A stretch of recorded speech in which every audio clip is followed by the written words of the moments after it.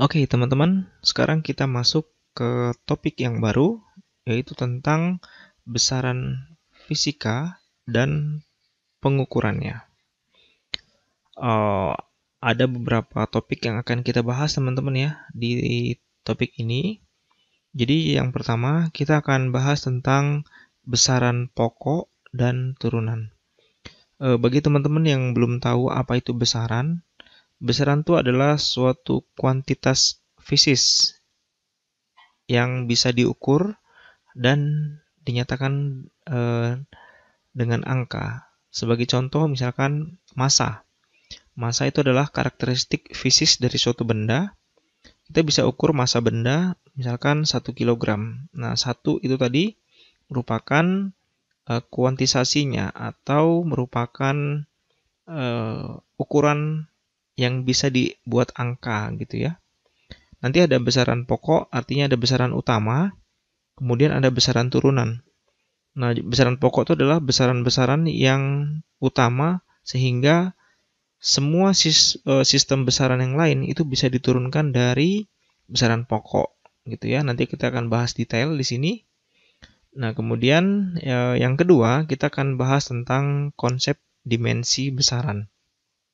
Konsep dimensi ini dibutuhkan untuk mempermudah kita dalam menganalisa suatu satuan dari besaran tersebut, sehingga bisa diketahui apakah suatu operasi matematika dalam besaran itu benar atau tidak. Oke ya. Ini sebagai pengantar saja, nanti kita akan lebih detail bahas di topik yang ini ya, konsep dimensi besaran. Kemudian topik yang ketiga kita akan bahas tentang aturan angka penting. Nah, jadi di dalam fisika tuh ada yang kita sebut sebagai angka penting dan angka yang tidak penting gitu ya. Jadi angka penting itu adalah angka yang mengandung informasi yang bermanfaat sesuai dengan kaidah statistik. Makanya disebut sebagai angka penting. Nanti ada aturannya teman-teman, bagaimana menentukan angka penting dari suatu hasil pengukuran misalkan.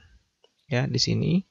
Kemudian yang keempat kita akan bahas tentang operasi angka penting. Maksudnya operasi ini adalah operasi matematika ya. Jadi kayak penjumlahan, perkalian, pengurangan, pembagian itu ada di sini nanti kita bahas. Memang kalau kita melibatkan angka penting ada beberapa skema atau aturan yang harus kita gunakan dalam menjumlahkan atau mengoperasikan angka-angka penting tersebut. Oke, itu yang keempat. Kemudian yang terakhir, kita akan bahas tentang alat ukur. Di sini ada beberapa alat ukur, mikrometer, jangka sorong, mistar, ini sebagai alat ukur panjang ya. Kemudian alat ukur massa, nanti ada neraca di sini.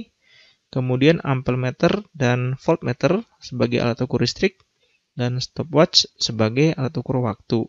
Nanti akan dijelaskan konsep dari masing-masing alat ukur ini serta dengan bagaimana cara membaca hasil pengukuran dari alat ukur ini.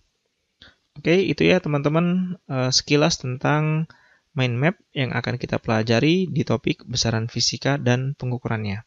Semoga video ini bisa membantu kalian dalam belajar. Jangan lupa untuk like, subscribe, dan share video ini untuk mendukung channel Kamu Genius. Sampai ketemu lagi. Bye-bye.